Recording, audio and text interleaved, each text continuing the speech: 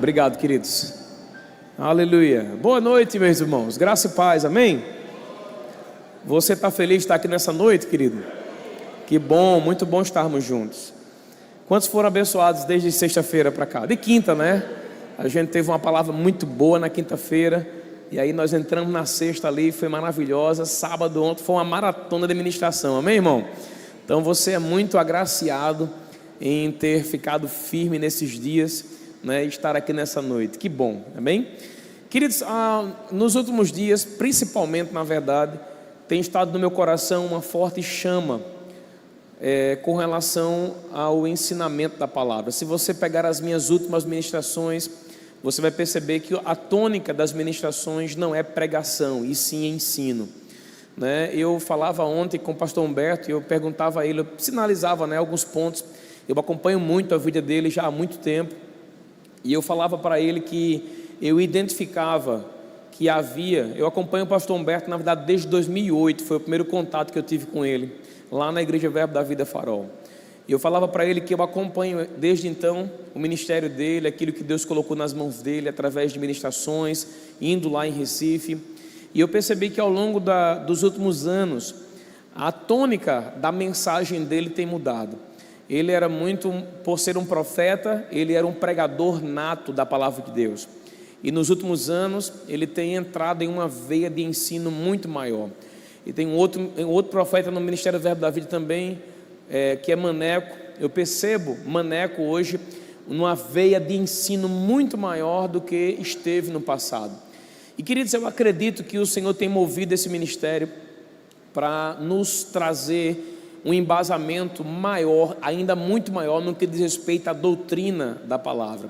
Porque no dia da adversidade, no dia em que você vai ser confrontado com as verdades que o mundo lá fora ensina, que não deixam de ser uma verdade, não deixa de haver uma voz lá fora. A Bíblia diz que no mundo existem muitas vozes, nenhuma delas, contudo, sem sentido.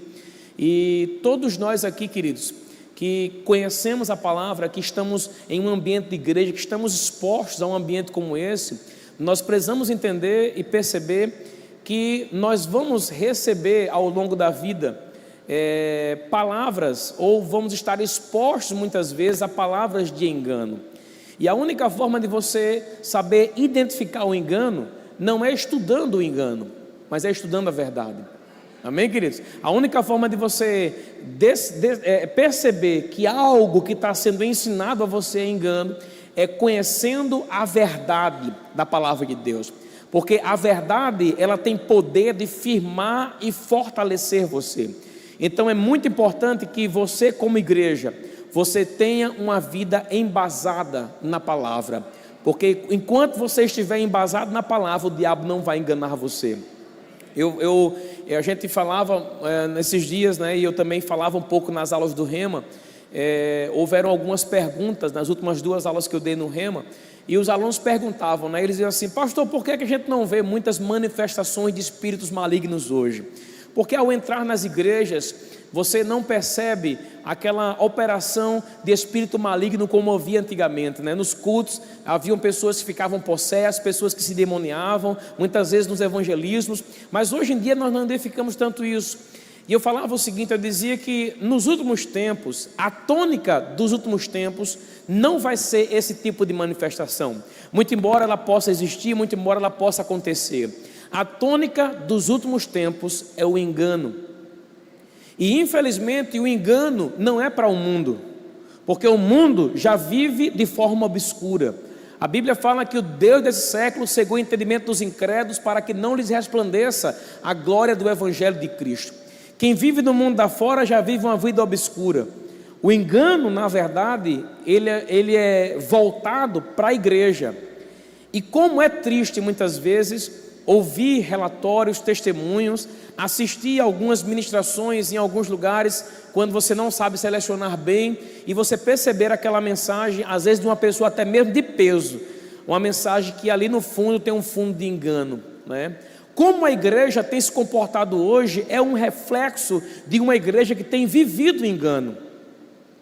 Amém, irmãos? E eu acredito que a única forma que a gente tem, né, ou uma das únicas, além de ser guiado pelo Espírito, de ver uma vida consagrada, uma vida no altar. Eu até imagino que muitos desses pastores que estão ensinando o engano, eles até têm uma vida no altar, eles até têm uma vida consagrada, uma vida de busca ao Senhor, mas em algum momento ali da sua trajetória, ele permitiu que o engano entrasse, e somente a revelação da palavra, ela é o remédio divino para remover o engano da mente das pessoas, do coração delas. Então hoje à noite eu vou estar falando um pouquinho sobre isso. Eu queria que você abrisse comigo, aqui a sua Bíblia, em terceiro livro de João, capítulo 1, no verso 4. Eu quero até contar com o pessoal da mídia aí, para ser bem rápido na colocação dos versículos. Terceiro livro de João, capítulo 1, no verso 4, diz assim a palavra do Senhor: não tenho maior alegria do que esta, a de ouvir que meus filhos andam na verdade. Aqui em João, já no Evangelho de João, capítulo 8, no verso 31, diz assim a palavra do Senhor: disse, pois, Jesus aos judeus que haviam crido nele: se vós permanecereis na minha palavra, sois verdadeiramente meus discípulos, e conhecereis a verdade, e a verdade vos libertará. Aqui um pouco mais adiante, quer dizer, voltando uma página, João capítulo 7, no verso 16, diz assim a palavra do Senhor: disse-lhe Jesus, ou replicou-lhe Jesus: o meu ensino não é meu, e sim daquele que me enviou. Se alguém quiser fazer a vontade dele, conhecerá a respeito da doutrina, se ela é de Deus ou se falo por mim mesmo. Queridos, todos nós aqui temos a obrigação e a responsabilidade de conhecermos a doutrina da palavra de Deus. A única forma de você conhecer a doutrina, conhecer a palavra, é se expondo à revelação correta, é se expondo à verdade explicada, apresentada de forma correta. É somente a verdade da palavra de Deus que tem o poder de remover toda e qualquer mazela de engano que de alguma forma possa se estabelecer, ou possa querer se estabelecer na nossa vida.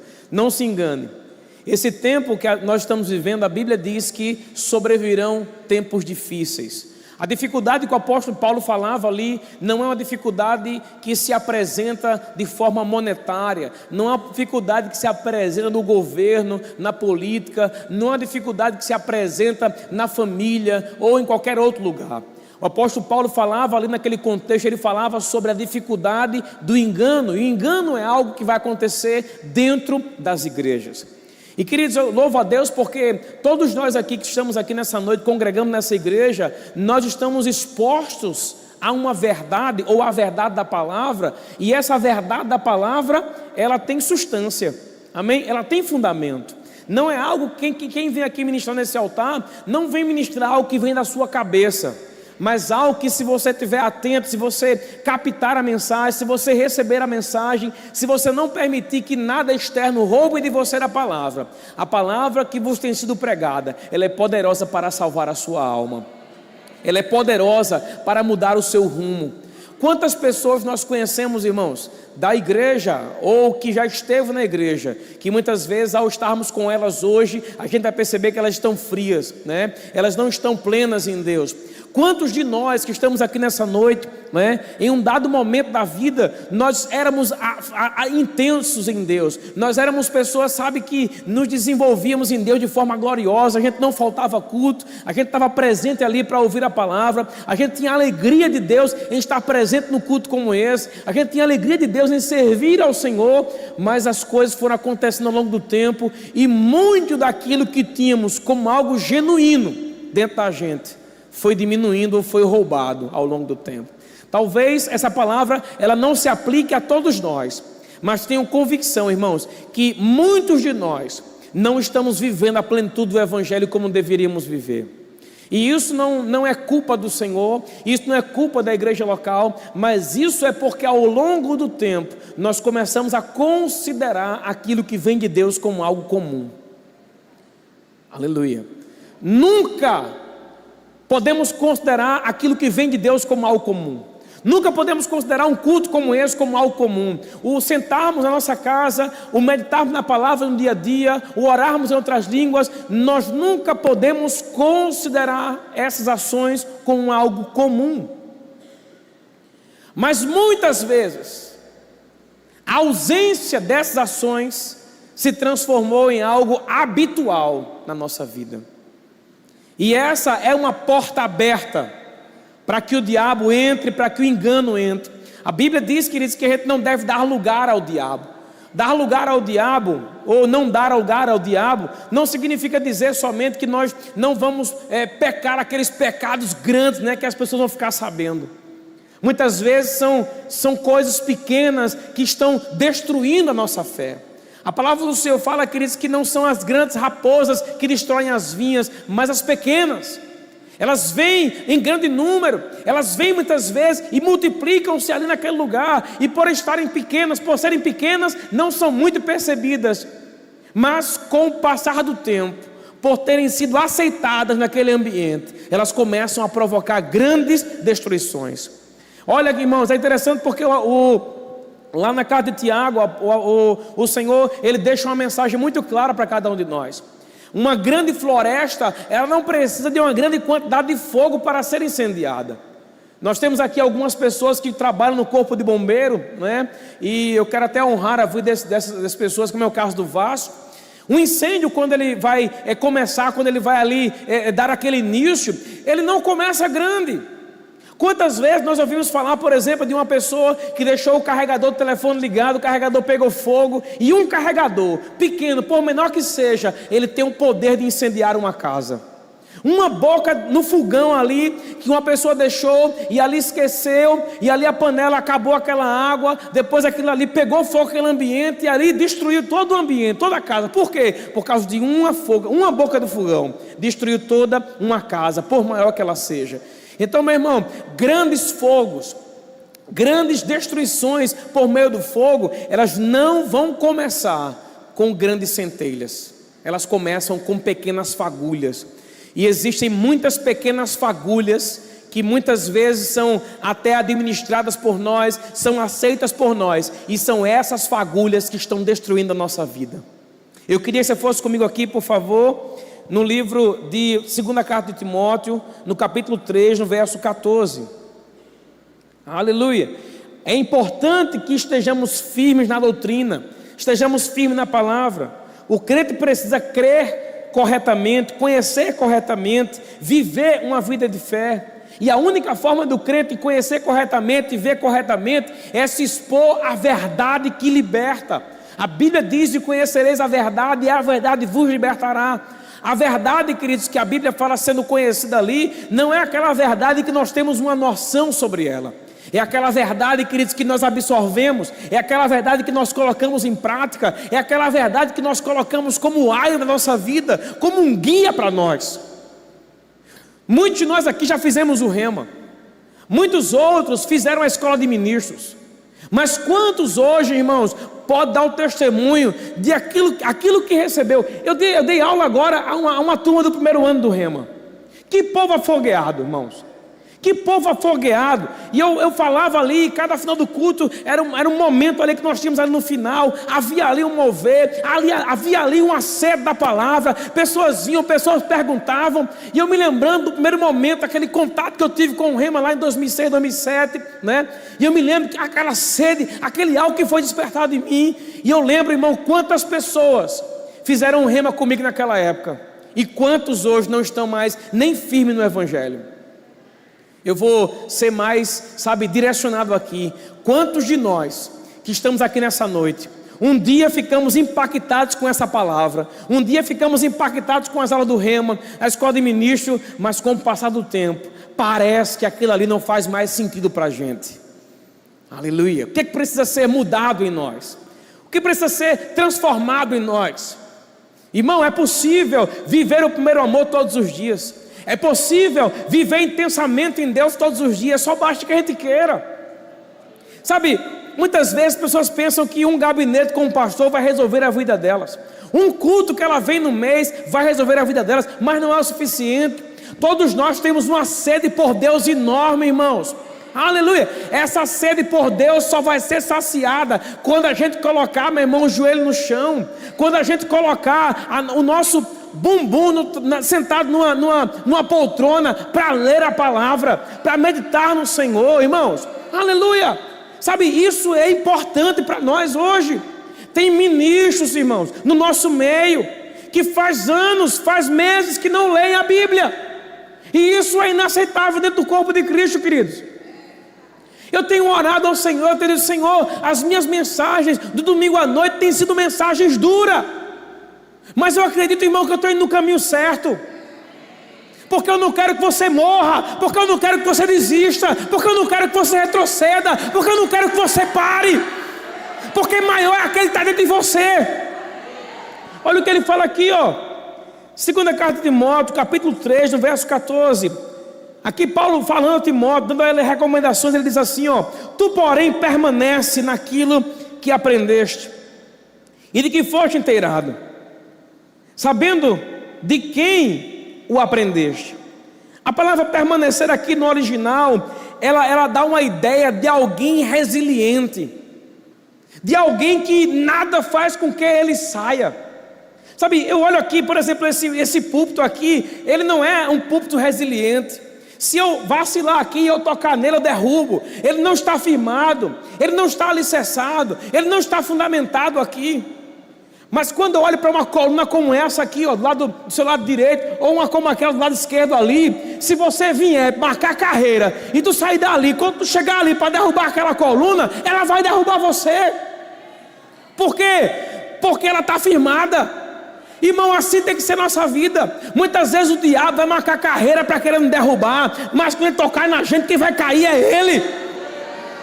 Agora, irmão, a única forma é você estar firmado, é você conhecer a verdade, é você conhecer o que Deus fala ao seu respeito. Às vezes nós estamos precisando ver coisas miraculosas, maravilhosas, para a gente poder começar a ficar afogueado. Não espera por coisas extraordinárias, porque eu vou te falar uma coisa: coisas extraordinárias vão acontecer quando você se mover, quando você estiver firmado. Aleluia! Olha o que fala aqui, ó. Ele diz aqui, ó: tu porém permanece naquilo que aprendeste e de que foste inteirado, sabendo de quem o aprendeste, e que desde a infância sabes as sagradas letras, que pode tornar-te sábio para a salvação pela fé em Cristo Jesus. Toda a escritura é inspirada por Deus, útil para o ensino, para a repreensão, para a correção, para a educação na justiça, a fim de que o homem de Deus, a mulher de Deus, seja perfeito e perfeitamente habilitado para toda boa obra. Através de quê, pastor? Da palavra. Palavra é poder de Deus para salvar você. Palavra é poder de Deus para tirar você do buraco. Palavra, irmão, vai ter épocas que a gente não vai ver resultados. Eu louvo a Deus porque esse foi um dos pontos que mais foi tratado na conferência. Tem épocas que a gente está cavando e não encontra nada. A gente cava e não encontra nada. Mas eu vou lhe dizer uma coisa: se o Senhor mandou você continuar cavando, continue, porque já vai chegar uma hora que a água vai jorrar, meu filho. Aleluia! Eu me lembro uma vez uma pessoa contando uma história para mim, que teve uma direção de Deus de cavar num local seco, e ela tinha uma palavra sobre encontrar água naquele lugar. E ela contratou uma empresa, a empresa foi lá, perfurou 10 metros, não encontrou, perfurou 20 metros, não encontrou, 30 metros, não encontrou, 40 metros, não encontrou, e o cara, em determinado momento ali, ele já queria desistir, mas o homem de Deus tinha ali uma palavra. Ele disse: não sou eu que estou pagando, continue furando. E o cara continuou furando, meu irmão, e dali daquela palavra em diante, parece que num curto espaço de tempo ele encontrou um veio de água lá naquele lugar. Por quê? Por causa de uma palavra. Irmão, uma palavra vai fazer você encontrar o veio de água, mesmo numa época ou num tempo em que parece que as coisas estão desertas. Aleluia, aleluia. Sabe, eu ensinava, na verdade, a última matéria do Rema agora, Ministério Prático. E existia uma aula ali que eu falava sobre as pessoas que vão entrar no ministério. E ali tem uma expressão que normalmente nós ensinamos, e nós dizemos assim: nunca baseie a sua entrada no ministério em acontecimentos sobrenaturais. Porque tem um dia que o sobrenatural se manifesta, mas também tem um dia em que você vai clamar, puxar pelo sobrenatural e ele não vai se manifestar. E aí eu comecei a meditar sobre aquilo, eu não ensinei isso que eu vou ensinar agora de noite. Mas irmãos, eu fico olhando. Eu olho, por exemplo, a vida de um homem chamado Estevão na Bíblia, um diácono eloquente, um diácono fervoroso, um diácono, meu irmão, que começou como diácono e daqui a pouco virou um homem que pregou a palavra fora e começou a fluir ali sobrenaturalmente. Mas a palavra de Deus diz que aquele homem morreu apedrejado. Ele morreu apedrejado, irmão. E alguém que pudesse olhar aquilo ali, que fosse um crente da época, alguém que não era fervoroso, alguém que era, sabe, morno, olhava para aquilo e vai dizer assim: olha, vale a pena ser crente? Vale a pena ser crente? O cara é crente, morreu apedrejado. E é isso que a gente está vendo hoje. Hoje não tem mais apedrejamento, mas tem muito crente que não está ainda vivendo a plenitude daquilo que Deus tem para ele. E ele está ouvindo as pessoas dizer assim: vale a pena ser crente, você tem uma vida com resultado. E aí o cara começa a ficar olhando para aquilo. Rapaz, é mesmo, ó. A minha vida não tem resultado nessa área, nessa área, nessa área. Ô abençoado, se você está afinado na palavra, eu vou lhe dizer uma coisa: não dê ouvido a isso. Aleluia. Porque hoje pode ser que não haja apedrejamento, mas vai haver sim áreas na sua vida que pode ser que por um curto, um médio ou um longo período as coisas não vão se manifestar. Mas permaneça firme, permaneça naquilo que Deus falou. Permaneça, irmão. Eu tenho palavras que não se cumpriram na minha vida, e de vez em quando a Bíblia fala, né, que nós devemos apresentar. Eu peço perdão aí a irmã que pode estar se levantando com a filha porque eu gritei. Aleluia. Tem palavras, irmãos, que não se manifestaram, que não aconteceram, que eu não vi se concretizar, que eu olho para um lado, olho para o outro, e digo: como vai acontecer isso aqui? E a Bíblia fala: apresenta as tuas razões a Deus, para que Ele possa justificar. Em um outro momento a palavra do Senhor fala que nós devemos apresentar a palavra ao Senhor, relembrar a Ele as promessas que Ele fez. Não é porque Deus esquece, mas no momento que a gente tem algo anotado, algo que Ele falou conosco, Ele: Pai, o Senhor falou isso aqui comigo, isso aqui, isso aqui, isso aqui, Senhor, eu creio que isso aqui vai se manifestar. Isso é andar em fé, irmão. Isso é andar em fé. A gente está vivendo hoje uma igreja capengando. Homens que desistem fácil da sua mulher, mulheres que desistem fácil do seu marido. A gente vê uma igreja hoje, irmão, que está se acostumando com coisas erradas. O mundo está entrando dentro da igreja sem que a igreja perceba. E qual o remédio para isso? Simon Cole. Se manque, rapaz. Se oriente. Tenha vergonha na cara. Oh, aleluia. Aleluia. Irmão, olha, tem gente que marca um gabinete. Eu não estou expondo ninguém aqui, amém? Gente que marca um gabinete, acaba marcando, ele já tem a resposta. Ela já tem a resposta. Ela vai lá só para confirmar: pastor, eu só queria a confirmação. O abençoado de Jesus, tu não já sabe que a palavra de Deus diz que tu não pode fazer isso aqui. Mas a igreja, irmão, sabe, tudo aquilo que você permite na sua presença, olha, eu vou repetir isso: tudo aquilo que você permite na sua presença, você se acostuma com aquilo, até mesmo fedor. Eu vou repetir: tudo aquilo que você se acostuma na sua presença, você se acostuma com aquilo, até mesmo fedor.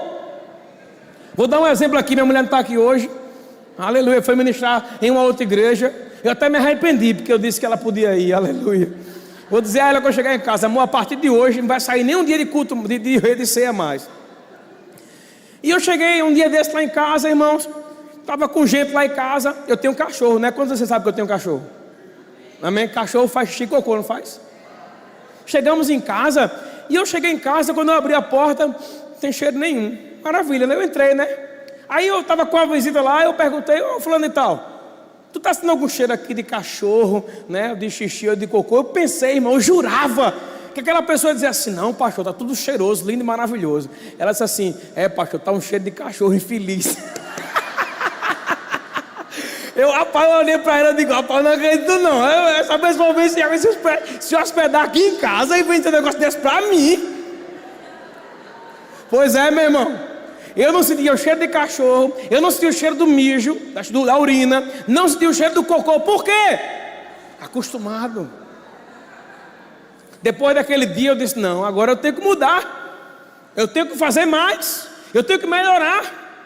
E cada visita que eu recebo em casa, eu sempre pergunto, talvez, algumas vão dizer assim, não, pastor, tá tudo perfeito, só para me agradar, né? Mas o cara percebe, acaba que anda pelo Espírito, percebe que ele está mentindo. Aleluia! Mas tem muito fedor, que muitos de nós estamos acostumados já, nem sente mais. Praga, desgraça na vida, coisas erradas, atitudes, ações erradas, que a gente está simplesmente familiarizado com ela. Quem tem que mudar? Não sou eu não. Não é a palavra, a pregação não. É você que tem que mudar. É você que tem que mudar. A Bíblia diz, examine-se o homem a si mesmo. Tudo bem que ali na ceia, ele falava sobre se examinar. E ali naquele contexto ali, não é um tipo de exame se você está em pecado. Não, aqui ele está falando sobre você discernir discernir o corpo de Cristo. Mas todos nós aqui, irmãos, temos a responsabilidade de examinar nossa vida todos os dias, se estamos andando na verdade, se estamos mentindo. Sabia que até eu sou tentado para mentir? Sou. Até eu sou tentado para mentir. Eu sou tentado nas mesmas coisas que você é tentado todos os dias. O que é que eu tenho que fazer? Me policiar. Me policiar. Quantas vezes, às vezes acontece, a minha folga é na terça, mas tem dia, irmão, que eu o pito, trabalhei até tarde, fiquei na madrugada, aí aquele outro dia lá que vai lá, não é uma terça-feira. Eu louvo a Deus porque o trabalho que eu tenho na igreja é um trabalho que eu posso ali ter uma flexibilidade com relação ao meu horário. E ali muitas vezes, às vezes liga para mim, pastorzinho, amanhã vamos fazer a sua escala, fazer aquilo e tal e tal e tal. Eu tenho muitas vezes dia, tenho esse compromisso e aquele, mas eu não posso. Eu vou dizer o quê? Não, amanhã eu não vou querer não ir para a igreja, não, estou muito cansado. Eu digo a verdade. E eu louvo a Deus porque do outro lado, eu tenho uma pessoa que ela é madura o suficiente para entender que eu não estou enrolando a igreja, eu não estou enrolando o Senhor. É melhor a verdade dita na cara, irmão, do que um amor encoberto. Tem muita gente que vai lá para a tua vida, ela vai dizer assim, não, tudo vai bem contigo, né? Que crente maravilhoso. Aí quando vira as costas, mete o pau em você. Se corrija.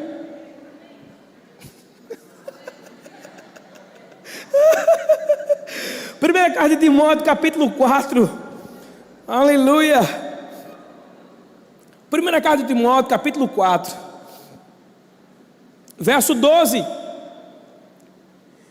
Ninguém despreze a tua mocidade, pelo contrário, torna-te padrão dos fiéis, na palavra, no procedimento, no amor, na fé e na pureza. Eu fiquei olhando para esse versículo aqui e eu percebi algo aqui. Eu percebi que no relato de Paulo, ele coloca ali uma sequência, e a primeira palavra que vem ali, a primeira recomendação é: seja um padrão na palavra. Tornar-se um padrão na palavra não significa dizer que você vai conhecer a Bíblia de trás para frente, de frente para trás. Não significa dizer que você vai saber onde está cada versículo. Mas eu vou lhe dizer uma coisa: também é impossível viver o que a palavra de Deus diz sem conhecê-la. Então nós temos a responsabilidade como igreja de conhecer a palavra. E eu louvo a Deus porque nós vivemos em uma época, em uma estação que não há desculpa, irmão. Tem Bíblia escrita lá em papel, mas também tem no seu iPad, no seu tablet, no seu celular. Qualquer lugar onde você for, você tem facilidade de ler a palavra. E aí quem não lê, pastor, pode pegar a Bíblia em áudio. Tanta gente que não lê. Eu tenho uma pessoa que eu convivo com ela, que ela é analfabeta, mas sabe mexer no WhatsApp, que é uma maravilha. Não lê nada, mas falar no WhatsApp, ela é uma maravilha. E eu perguntei para ela: como é que tu sabe quem é quem aqui? Ela disse: pela foto. Aleluia. Ou seja, ela desenvolveu um mecanismo para guiar ela naquele aplicativo. É impressionante, irmão, como nós desenvolvemos mecanismos para guiar a gente em coisas naturais, mas na questão espiritual a gente não desenvolve. Por quê? Porque não exercita. As faculdades, elas só vão se tornar, sobressalientes, musculosas, extraordinárias, quando a gente exercita ela. E quando você começa a exercitar as suas faculdades na palavra, pronto, Deus vai dar estratégia a você, Ele vai dar direcionamento a você.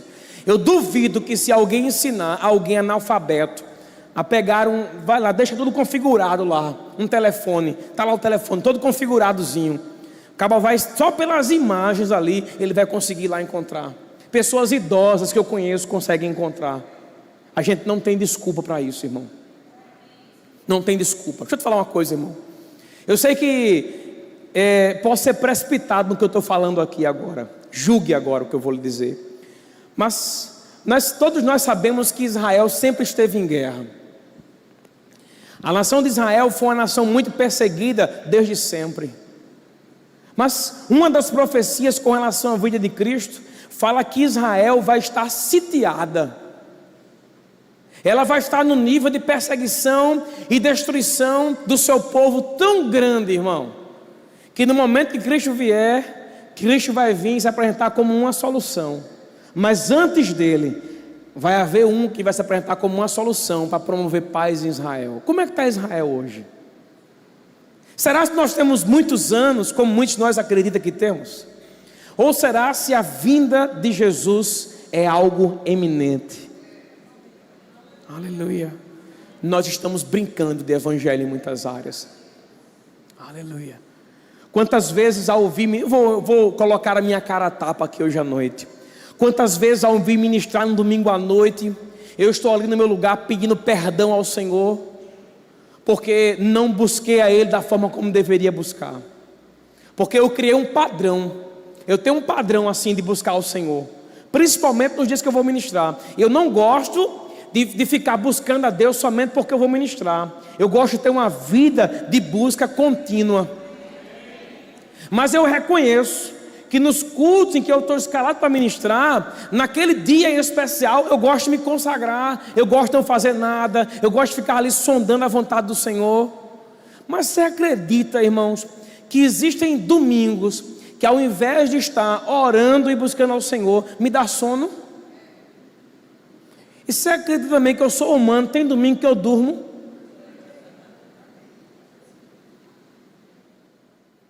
Sabe, eu já vou deitar condenado. Senhor, me perdoe aí, porque eu não estou aguentando. Aleluia. E aí quando vem para a pregação na igreja, irmão, a igreja recebe, mas eu saio detonado, porque eu sei que o Senhor operou naquele dia apesar de mim. Não foi através de mim. Quem é pregador aqui mais antigo sabe como isso funciona. Tem coisas que o Senhor vai fazer apesar de nós, e não por causa de nós. Aleluia. Porque Ele quer alcançar um povo. Não é hoje o caso, amém? Graças a Deus. Aleluia. Mas eu estou aqui mostrando a minha vida para você perceber. Eu também erro, mas eu não me conformo em ficar no erro, em permanecer no erro. Tudo bem, vamos usar a expressão examine-se o homem a si mesmo hoje à noite, para você examinar quais são as áreas na sua vida que você não está em Cristo. Espiritualmente você está nele. A palavra do Senhor diz que aquele que está em Cristo, nova criatura é. As coisas velhas já passaram, eis que tudo se fez novo. Tem sido muito falado aqui. Humberto ministrou ontem o que eu ministrei no domingo da semana passada, e eu louvo a Deus, confirmou. Está sendo pregado ao redor do mundo aquilo ali. Mas qual é a área da nossa vida que, se fizermos uma análise hoje, vamos dizer assim: eu preciso melhorar nessa área? Pois então, não espere Jesus Cristo voltar, faça isso hoje. Sabe qual é aquela pessoa que nunca vai fazer um regime, nunca vai para uma academia, É aquela que diz assim: segunda-feira eu começo. Ah, segunda-feira miserável que nunca chega essa. Por quê? Porque não é segunda-feira, irmão, é hoje. Não é na semana que vem, não. Dia 1º de dezembro eu começo a fazer o meu regime. Está mentindo para quem? Mentirinhas. Não resolve nossa vida. O dia é agora. Ah, amanhã eu começo a orar. Mentira! Não começa nunca. Porque não é amanhã. Ah, eu estou cansado, amanhã eu leio a Bíblia. Mentira! É hoje que tem que fazer isso. É agora. É na hora em que vem essa palavra, quando vem aquela cobrança dentro da gente, né? Quando é que você vai começar? Não, Senhor, eu começo tal dia. Mentira! Comece na hora que Ele está lhe perguntando. Comece na hora para você ver que vai haver resultado. Irmão, não tem aquele que busque a Deus que não veja resultado na vida. Eu até entendo, irmãos, que tem muitas áreas da nossa vida que a gente não vai ver resultado, porque depende dos outros. Eu tenho área na minha vida que eu não vejo resultado ainda, porque depende das pessoas. Eu tenho. Mas eu não posso negligenciar a minha fé, porque outros não estão honrando a fé que possuem. Não negligencie a sua fé, porque outros não honram a fé que possuem. Honre você mesmo, faça você mesmo. A Bíblia diz: aquele que tem fé, tenha para si mesmo. Quem tem a obrigação de viver a fé somos nós. Aleluia. Não estou com raiva de ninguém não, amém? Aleluia. Oh, glória a Deus. Aleluia. Livro de Mateus, capítulo 22, verso 23. Mateus 22, 23, vamos ler um pouquinho agora. Olha o que diz aqui a palavra do Senhor. Diz assim, ó: naquele dia, aproximando-se dele alguns saduceus, que dizem não haver ressurreição, e lhe perguntaram: mestre, Moisés disse: se alguém morrer, não tendo filhos, seu irmão casará com outra viúva, e suscitará descendência ao falecido. Quantos sabem aqui que dentro da igreja tem muita gente que interpreta a Bíblia? Uma vez, eu vou contar uma história aqui para vocês. Uma vez eu não vou dizer quem é, amém? Mas eu estava com 2 pastores num determinado lugar. 2 pastores. E eu, né? Eu era na época auxiliar. E aí a gente estava naquele lugar ali, falando da palavra, e a gente estava chorando e tal. E de uma hora para outra, aqueles 2, eles começaram a divergir no entendimento que tinham sobre um versículo. Não me lembro mais qual era. Meu irmão, não demorou 10 minutos. Eu tive que intervir no meio deles, porque a tapa já começou a comer. 2 pastores, irmão. Ainda bem que eu estava sóbrio naquele dia, né? Porque se eu entrasse naquela embriaguez deles, quem ia entrar na tapa era eu também. Deixa eu te falar uma coisa: se mantenha sóbrio em meio a uma geração que está embriagada com porcaria. Se mantenha sóbrio. Aleluia. No mínimo, se manter sóbrio vai fazer com que você dê uma boa risada daqueles que você vai apartar a briga depois. Foi o que eu fiz, amém? É bonito vocês dois naquele dia lá se comendo os dois por causa de um versículo, velho. Por causa de uma divergência. Irmão, se isso aconteceu com 2 pastores, avalie, porque assim, vamos pensar assim, né? 2 pastores, 2 homens de Deus, aleluia, que estão ali sempre em oração, sempre orando. Eles estão vivendo nas nuvens. Aleluia. Aleluia. Pode até ser com menos ênfase, né? Mas são humanos. Se aconteceu com eles, pode acontecer conosco.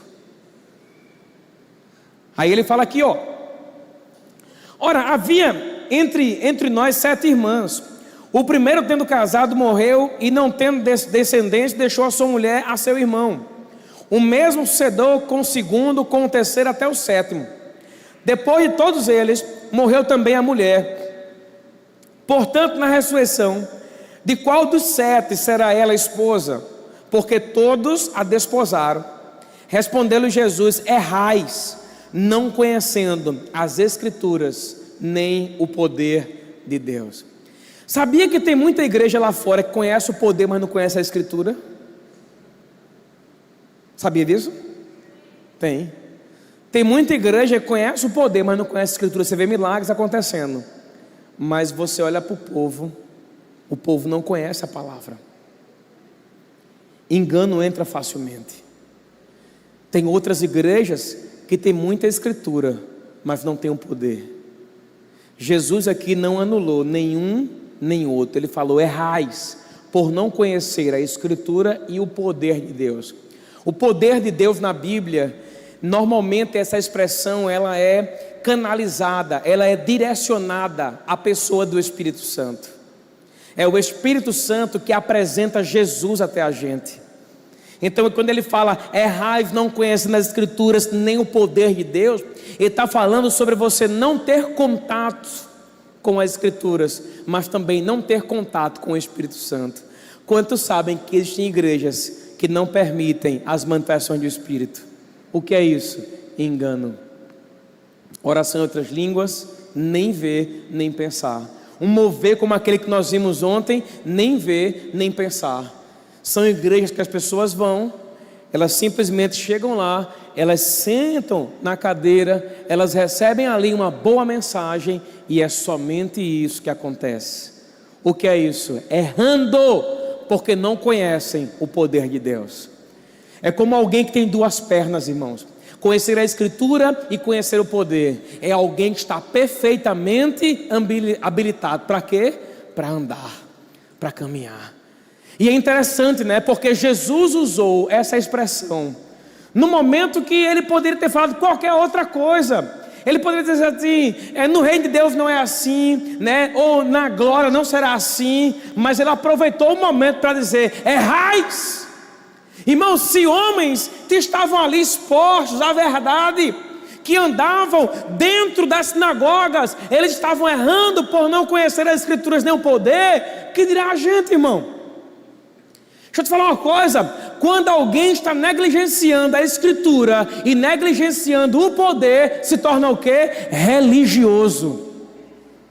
Tem crente religioso, irmão? Tem.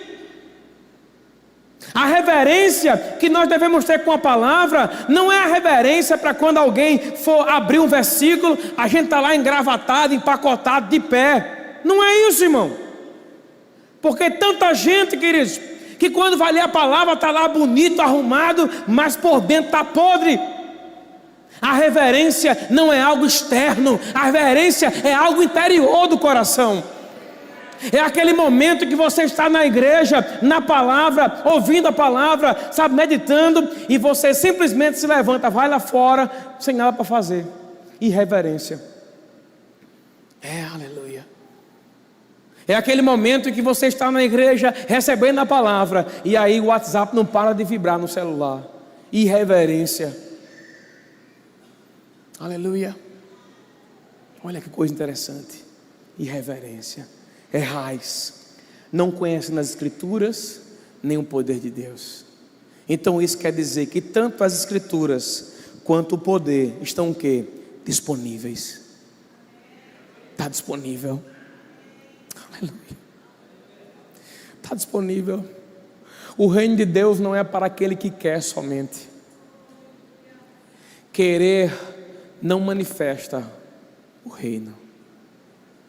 Quantas pessoas querem o que nós temos, mas não vivem o que nós temos, porque não se levantam para receber, porque não exercem fé naquilo que estão ouvindo.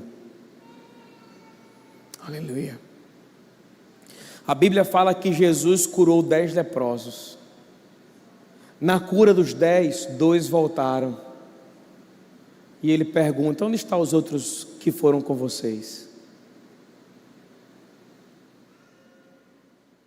Aqueles receberam somente a cura, mas os que voltaram receberam cura e algo mais. Existe algo mais para aquele que se volta para o Senhor, irmão. Aleluia. Oh, glória a Deus. Aleluia. Eu percebo que esse tempo é um tempo, sim, de grandes coisas se manifestarem no nosso meio, grandes milagres, grandes acontecimentos, grandes conquistas. Mas mesmo que a gente não as veja, a gente não pode esfriar no Evangelho. Aleluia, aleluia.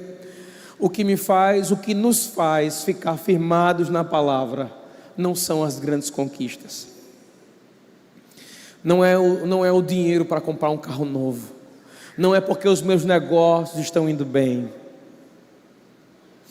Às vezes a gente, como eu falo isso aqui, mas às vezes a gente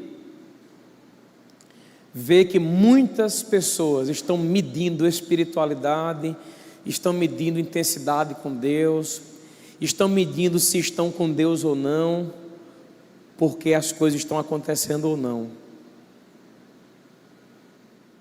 Não faça isso. Não meça se Deus está com você ou não, porque as coisas estão acontecendo. Porque nem sempre elas vão acontecer a contento, da forma como você quer. Aleluia, aleluia. A gente tem que se treinar, permanecer firme, mesmo sem ver os resultados acontecerem. Aleluia. Sabe, uma mulher quando está gestante, quantas vezes a gente já ouviu falar de mulheres que só descobriram que estavam grávidas na hora de parir, de dar à luz? Eu já ouvi falar de casos assim. É claro que não é fácil acontecer, mas mesmo que ela não soubesse que estava grávida, algo estava sendo gerado ali dentro.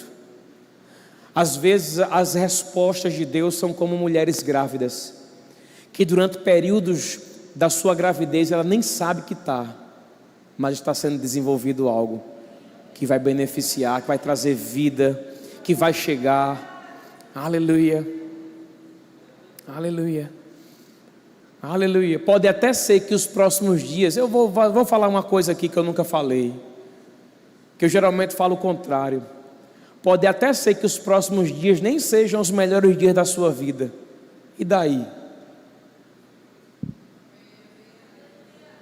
E daí? Eu vou repetir, e daí? Aleluia. Será se isso vai de fato decidir se você é alguém que está firmado no Evangelho mesmo, irmão? Será se coisas assim precisam acontecer para identificar o grau de entrega da igreja? Porque o grau de entrega da igreja vai determinar onde aquela parceria vai chegar. Porque muitas mulheres abortam filhos lá fora, porque elas não estão dispostas a pagar o preço de uma gravidez, elas não estão dispostas a pagar o preço de criar uma criança, elas não estão dispostas a cada uma das consequências que vão se manifestar. Se há alguém aqui no nosso meio, alguma mulher que em algum momento já abortou de forma que queria fazer, nenhuma condenação sobre você. Estou somente citando o exemplo aqui. Mas quantas vezes, queridos, e a gente vai encontrar mulheres que engravidaram ali, talvez por um relacionamento errado que estavam tendo, espero que não da igreja, né? Mas ali, de alguma forma ali, mas quando soube que estava grávida, corrigiu a vida, se consertou. Eu conheço pessoas assim, não é o padrão, amém? Mas eu conheço pessoas que eram assim, não, eu vou lutar por essa criança, mesmo que ela não tenha vindo de forma correta, eu vou ali pagar um preço. Sabe, irmão, eu sei que a comparação aqui talvez seja algo que eu usei um exemplo errado, mas eu quero agora dizer a você, a nossa vida no Evangelho, ela deve se comparar muitas vezes a uma mulher como essa, que por nada na vida vai querer perder aquela criança. Por quê? Porque entende o valor de uma vida, porque entende o valor daquilo que está sendo gerado no seu ventre. Irmão, se você entender o valor de coisas que já foram geradas no coração de Deus, você nunca vai abrir mão de Deus, nunca. Por quê, pastor? Porque existe algo, meu irmão, da mente e do coração de Deus que está pronto para se manifestar na nossa vida. Meu Deus do céu.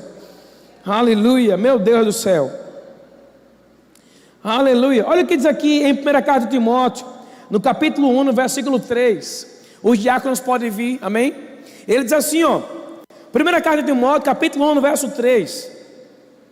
Quando eu estava de viagem rumo à Macedônia, te roguei permanecesses ainda em Éfeso, para admoestar certas pessoas, a fim de que não ensinem outra doutrina.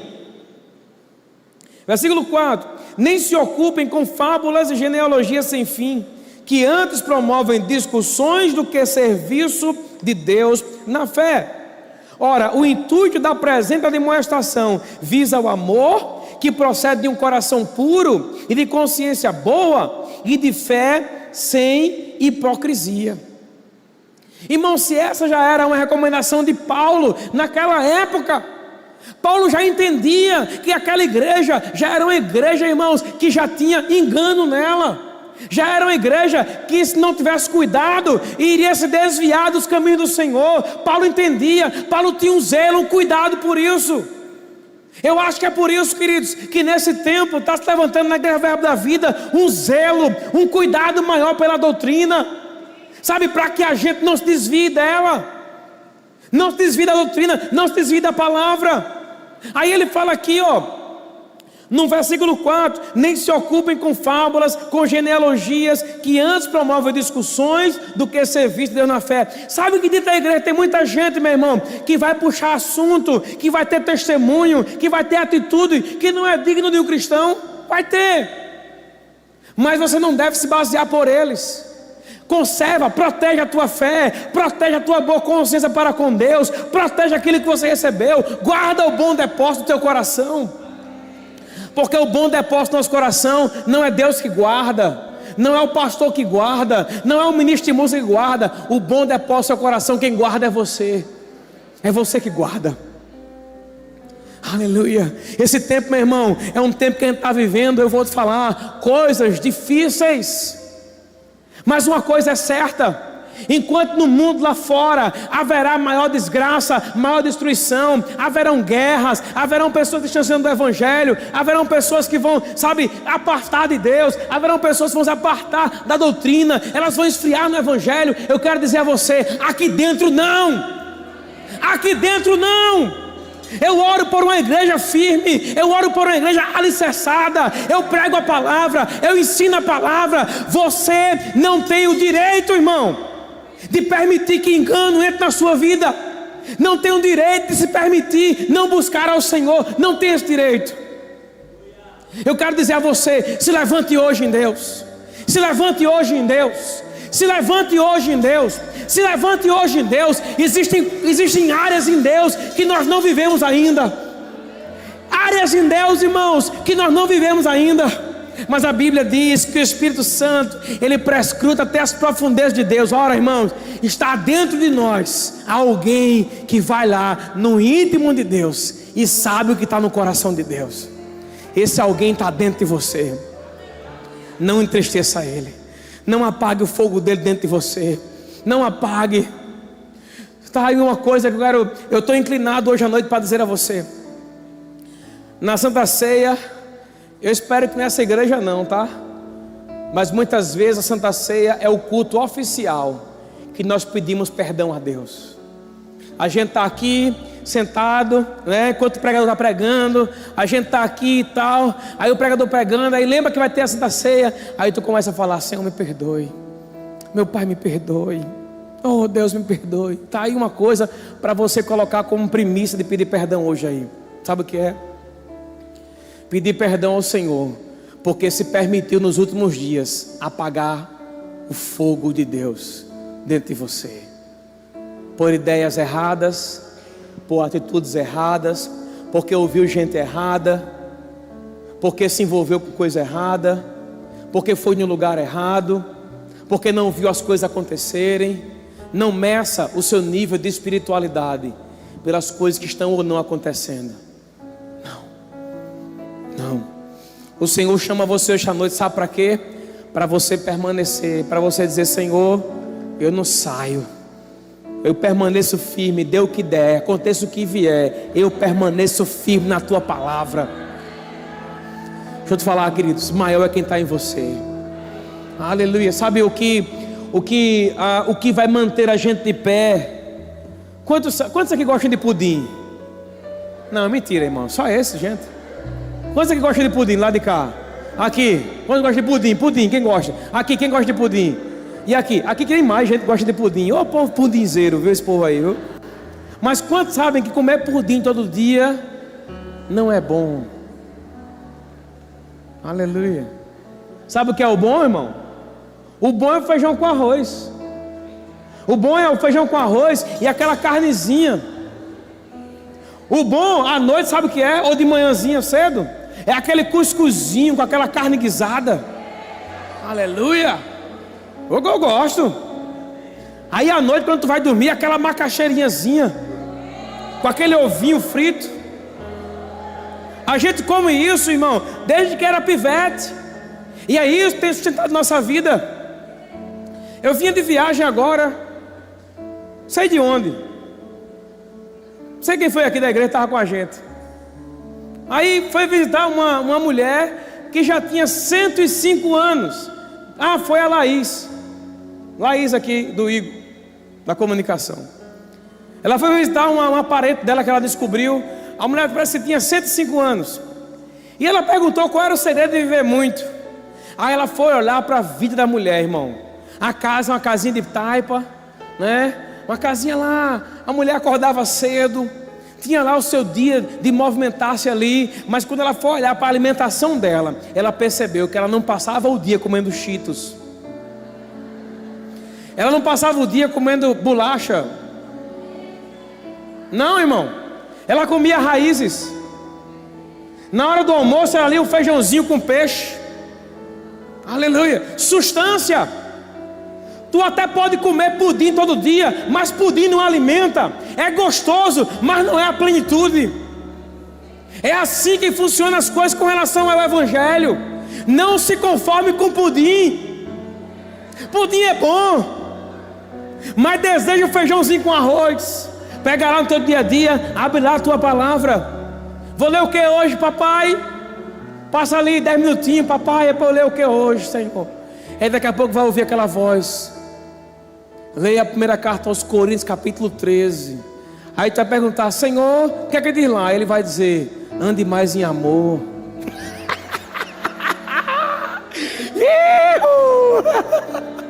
Aleluia. Aí ele vai levar você, aquele outro versículo diz assim, ó: se você não perdoar os irmãos, também o vosso Pai Celestial não vos perdoará. Era essa palavra, papai, que eu nem sabia que eu estava precisando, mas eu recebo. Oh, aleluia. Nem sempre o Senhor vai preparar um prato para a gente que a gente quer.